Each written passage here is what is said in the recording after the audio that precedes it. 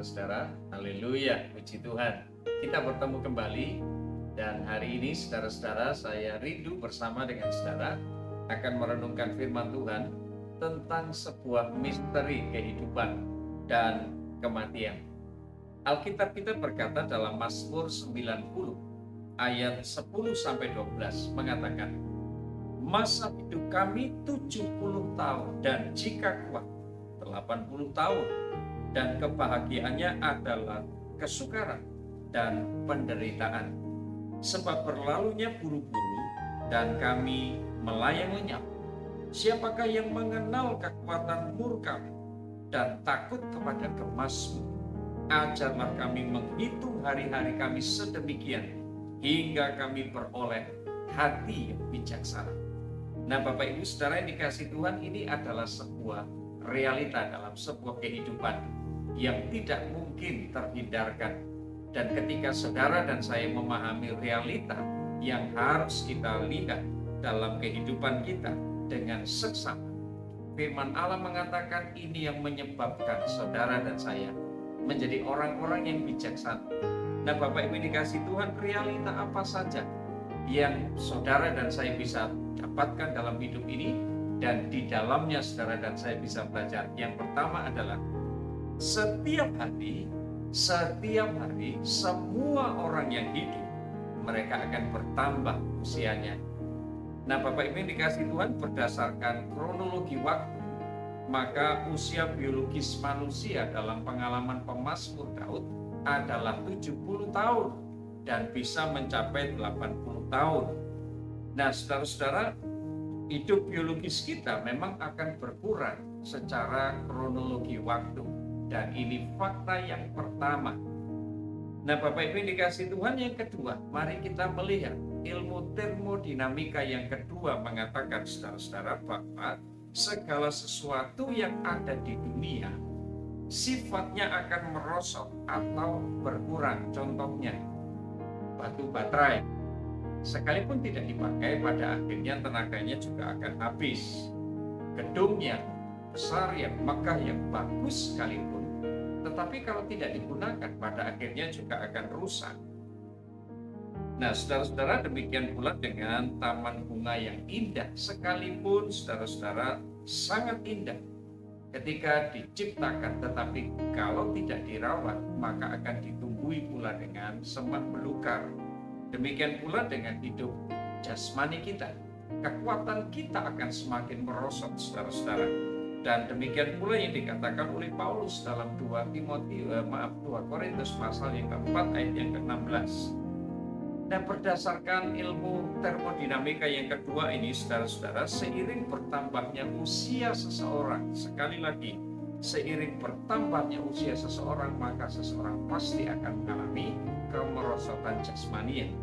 Dan Bapak Ibu, walaupun orang berusaha memang akan mencoba menghindari penuaan, tetapi dia harus berhadapan dengan sebuah fakta bahwa dia tidak akan pernah bisa menghindar.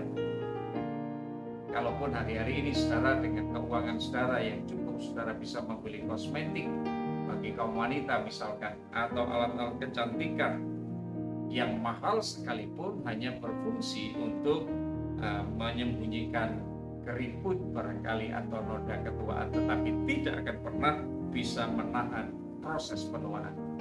Ini fakta yang kedua. Nah, yang ketiga, saudara-saudara dikasih Tuhan, ciri-ciri penuaan adalah kemerosotan. Haleluya. Ciri-ciri penuaan adalah kemerosotan. Berdasarkan ilmu tentang lanjut usia, saudara-saudara, maka ada 3 hal kemerosotan yang pasti akan dialami oleh manusia. Yang pertama adalah dia akan menjadi tua. Artinya merosotnya usia hidupnya. Seiring bertambahnya usia, berarti kesempatannya untuk hidup di dunia semakin berkurang, saudara-saudara. Atau dengan kata lain akan semakin mendekati kematian. Dan Bapak Ibu yang dikasih Tuhan, secara biologis menjadi tua berarti kemerosotan kondisi fisik. Kemerosotan kondisi fisik dan keadaan kesehatan. Saat kita menjadi tua, bukankah mata kita mulai tidak terlalu awas, saudara-saudara, tidak terlalu tajam untuk melihat, di jarak yang cukup jauh, dan semakin usia kita semakin tua, maka lensa mata kita menjadi kurang elastis, dan kemudian dalam batas-batas tertentu, pada tingkat tertentu, pendengaran manusia juga akan mulai berkurang. Nah, Bapak Ibu, itu kondisi secara biologis. Kita juga akan mengalami penurunan kemampuan berpikir dan mengingat. Pikun jadi bagian yang menunjukkan proses penuaan secara biologis. Fakta ini tidak bisa diingkari, saudara-saudara yang dikasihi Tuhan. Nah, Bapak Ibu dikasihi Tuhan, itu sebabnya pemazmur mengingatkan kepada saudara dan saya betapa kita harus menyadari singkatnya kehidupan kita di muka bumi ini. Dan pemazmur mengajak saudara dan saya memohon kepada Tuhan dengan kalimat, ajarilah kami Tuhan untuk menghitung hari-hari kami sedemikian kami memperoleh hati yang bijaksana. Nah, Bapak Ibu saudara dikasihi Tuhan, kehidupan di bumi ini sementara. Dibandingkan dengan kekekalan, maka kehidupan di bumi sementara. Itu artinya saudara dan saya harus betul-betul memaksimalkan kesempatan ini. Kita harus memaksimalkan kesempatan ini dengan bijaksana. Saudara, Rasul Paulus menasihatkan kepada Titus supaya ia memberitakan pengajaran firman yang benar. Laki-laki dan perempuan yang tua, mereka harus hidup dalam kebijaksanaan dan menjadi teladan. Dan saudara bisa mendapatkan itu dalam Titus pasal 2 ayat 1 sampai yang kelima. Karena itu penting menjalani hidup dengan mengutamakan prioritas-prioritas dalam hidup kita. Ingat, waktu kita terbatas. Efesus pasal yang kelima ayat 15 sampai 17 mengatakan demikian. Jadi Bapak Ibu dikasihi Tuhan, selama masih ada kesempatan, mari kita memperhatikan orang-orang yang ada di sekitar kita. Selama kita masih memiliki waktu, mari kita menghargai kesempatan tersebut. Ada istilah saudara-saudara yang dikasihi Tuhan, ada pepatah yang mengatakan yesterday is history, tomorrow is mystery, today is reality. Artinya hari kemarin adalah sebuah misteri. Dan saudara-saudara, pepatah kita tadi mengatakan bahwa hari kemarin adalah sejarah, tetapi hari ini adalah sebuah kenyataan. Jadi Bapak Ibu dikasihi Tuhan, waktu dan kesempatan yang saudara dan saya miliki di muka bumi ini sangat-sangat terbatas. Karena itu manfaatkan kesempatan ini sebaik-baiknya. Hargailah orang-orang yang ada di sekitar saudara. Rajinlah ke gereja. Terima Tuhan kita Yesus sebagai Tuhan dan Juru Selamat. Selama masih ada kesempatan, mari saudara dan saya ambil bagian dalam pelayanan. Selama masih diberi kesempatan, mari saudara dan saya akan mempedulikan orang-orang di sekitar kita. Jangan abaikan mereka, karena saudara dan saya tidak pernah tahu kapan waktu dan saat kita akan mengakhiri hidup ini. Nah, Bapak Ibu dikasihi Tuhan, ini adalah sebuah misteri kehidupan kita yang ada di dunia ini. Dan saudara, mari kita juga akan mengenal sebuah misteri yang disebut sebagai misteri kematian, karena sama seperti misteri kehidupan. Nah, Bapak Ibu, masalah kematian juga merupakan misteri yang banyak memberikan teka-teki dalam hidup kita. Karena tidak ada seorang pun yang tahu kapan kematian akan menjemput kita. Pasti dan segera dan tidak mungkin tertunda. Tidak ada seorang pun yang tahu kapan kematian akan datang. Tetapi saudara-saudara, usia manusia yang sangat terbatas perlu menjadi perhatian buat saudara. Secara statistik, saudara-saudara, disebutkan bahwa dalam kurun waktu 2,5 detik, setiap 2,5 detik pasti ada satu orang yang meninggal di muka bumi ini. Jadi Bapak Ibu dikasihi Tuhan, betapa ini menjadi sebuah misteri bagi kita, sekaligus memberikan tanda peringatan supaya saudara dan saya menjadi orang yang bijaksana dan bersiap-siap menghadapi kematian kapanpun itu terjadi. Karena bagi anak-anak Tuhan, saudara-saudara, kematian bukanlah hal yang menakutkan. Nah, Bapak Ibu dikasihi Tuhan, pandangan Alkitab ini yang perlu kita tahu tentang kematian, supaya saudara dan saya menjadi anak-anak Tuhan yang bijaksana dan tidak hidup dalam ketakutan. Alkitab kita berkata tentang kematian. Yang pertama, kematian berarti adalah kembalinya tubuh manusia kepada tanah dan debu, tetapi roh manusia kembali kepada Allah penciptanya. Pengkhotbah pasal yang ke-12 ayat 7 mengatakan demikian, saudara-saudara. Jadi Bapak Ibu dikasih Tuhan, bagi mereka yang ketika hidup di muka bumi ini mereka percaya kepada Yesus sebagai Tuhan dan Juru Selamat, maka roh dan jiwanya akan kembali kepada Tuhan bersama-sama dengan Tuhan di surga. Firman Allah mengatakan dalam Roma pasal 10 ayat 9-10, sebab jika engkau mengaku dengan mulut bahwa Yesus adalah Tuhan, percaya dalam hatimu bahwa Allah telah membangkitkan Yesus dari antara orang mati, maka kau akan diselamatkan. Nah, saudara-saudara, tetapi bagi orang-orang yang tidak percaya kepada ketuhanan Yesus, mereka akan menuju kepada kekekalan dalam kerajaan maut. Jadi jelas sekali Bapak Ibu dikasih Tuhan, Alkitab mengajarkan kepada saudara dan saya mengenai masalah kekekalan. Ini dalam kedaulatan Allah, ini dalam areanya Tuhan, 100% dalam kedaulatan Allah, dan bukan dalam campur tangan kita sedikit pun. Kita tidak punya jasa, sedikit pun tidak ada usaha dari diri kita manusia, kecuali iman saudara dan saya kepada Tuhan. Nah, saudara yang dikasih Tuhan, ini yang pertama tentang kematian.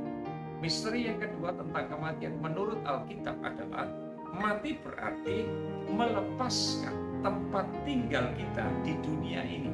Haleluya. 2 Korintus pasal 5 ayat 1 dan 2 Petrus ayat 1 yang ke-14.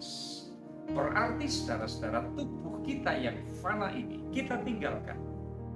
Nanti akan dikuburkan di tanah atau mungkin akan dikremasi menjadi abu. Lalu saudara-saudara, kelak saat kedatangan Tuhan kita Yesus Kristus yang kedua kali, maka semua roh orang yang meninggal di dalam Tuhan akan bersama-sama dengan Tuhan, diberikan tubuh yang baru pelindungan. Dan saudara-saudara akan mengalami perubahan yang seperti firman Allah katakan. Jadi betapa bersyukur dan berbahagianya kita sebagai orang-orang percaya selama kita hidup di muka bumi ini dalam iman dan percaya kita kepada Tuhan. Maka saudara mendapatkan jaminan keselamatan dari Tuhan. Dan ketika saudara dan saya kita mati dalam iman kita kepada Tuhan, maka ada janji Tuhan bahwa saudara dan saya nanti akan bersama-sama mengalami kebangkitan roh kita, tubuh kita kembali memang menjadi debu dan lalu, tetapi roh kita kembali kepada Tuhan. Yang ketiga, saudara-saudara, mati berarti berakhirnya hidup di dunia yang hanya sekali dan siap menghadapi pengadilan Allah kita. Saudara bisa mendapatkan dalam Ibrani pasal 9 ayat 27, dan ini merupakan sebuah penolakan terhadap konsep reinkarnasi. Ya, saudara-saudara, sekali lagi ini merupakan penolakan terhadap konsep reinkarnasi yang percaya bahwa sejarah manusia merupakan lingkaran sirkuler. Ya. Sesungguhnya saudara-saudara, sejarah manusia itu adalah sebuah garis lurus, linier. Ya.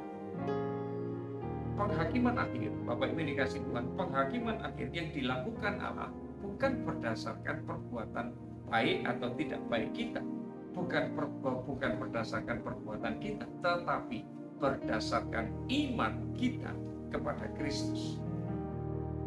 Sedangkan bagi orang-orang yang sudah beriman, saudara-saudara, dalam pengadilan Tuhan, saudara dan saya diminta untuk mempertanggungjawabkan setiap karunia, setiap talenta yang Tuhan berikan, Tuhan anugerahkan, dititipkan kepada saudara dan saya, apakah dipergunakan bagi Tuhan dan kepentingannya dalam kerajaan Tuhan. Nah, jadi Bapak Ibu Saudara yang dikasih Tuhan, fakta ini, misteri ini tentang kehidupan dan kematian mestinya menolong saudara dan saya menjadi orang-orang yang bijaksana untuk menghargai setiap waktu yang Tuhan berikan.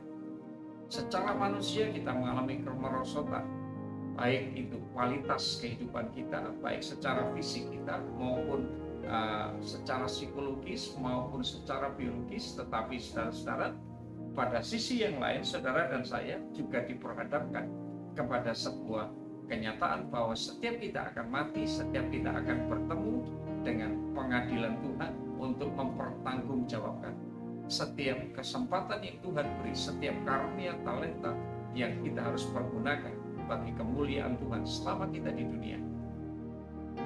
Nah, Bapak Ibu Saudara yang dikasihi Tuhan, ini adalah sebuah pengharapan yang luar biasa karena tidak ada obat untuk memberi penyembuh bagi kematian. Yang ada, saudara-saudara, adalah usaha manusia untuk menunda kematian secara fisik.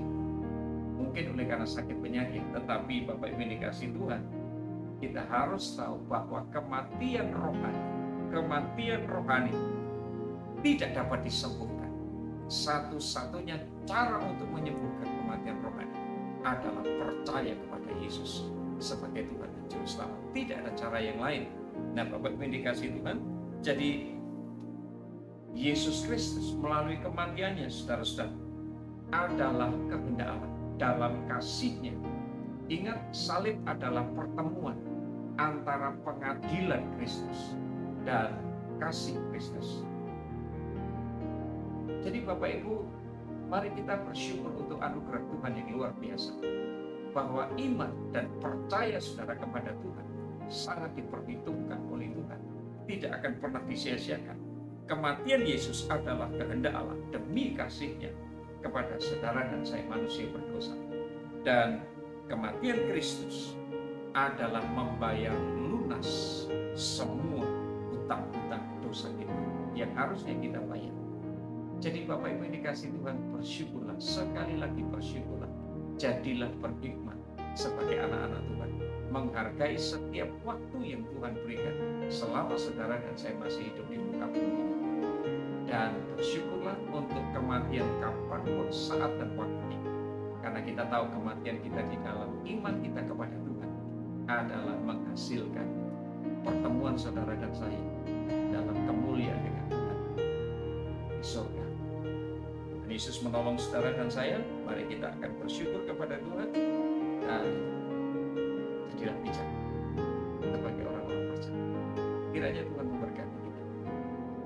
Bapa di surga, kami bersyukur untuk renungan yang singkat hari ini tentang misteri kehidupan dan kematian. Dan kami menyadari Tuhan, hidup manusia kami ini adalah hidup yang sementara di muka bumi ini. Itu sebabnya ajar kami untuk menjadi orang-orang yang bijaksana, menghitung hari-hari kami sebagai anugerah Tuhan yang harus kami maksimalkan, yang harus kami pertanggungjawabkan selama kami hidup. Dan pada akhirnya ketika kami dijemput melalui kematian nanti Tuhan, kami adalah orang-orang yang bersuka cita, karena pada dasarnya dalam pengakuan iman Kristen kami adalah orang-orang yang beralih dari dunia yang fana kepada kemuliaan di tempat yang Tuhan sediakan di surga bersama-sama dengan Engkau. Terima kasih untuk keyakinan dan iman kami kepada Tuhan. Terima kasih untuk kesempatan yang luar biasa sekarang ini Tuhan. Terpujilah nama-Mu. Kiranya Tuhan memberkati seluruh kami, menguatkan kami, menyanggupkan kami untuk kami terus berjalan dalam kehendak Tuhan selama kami hidup di dunia ini.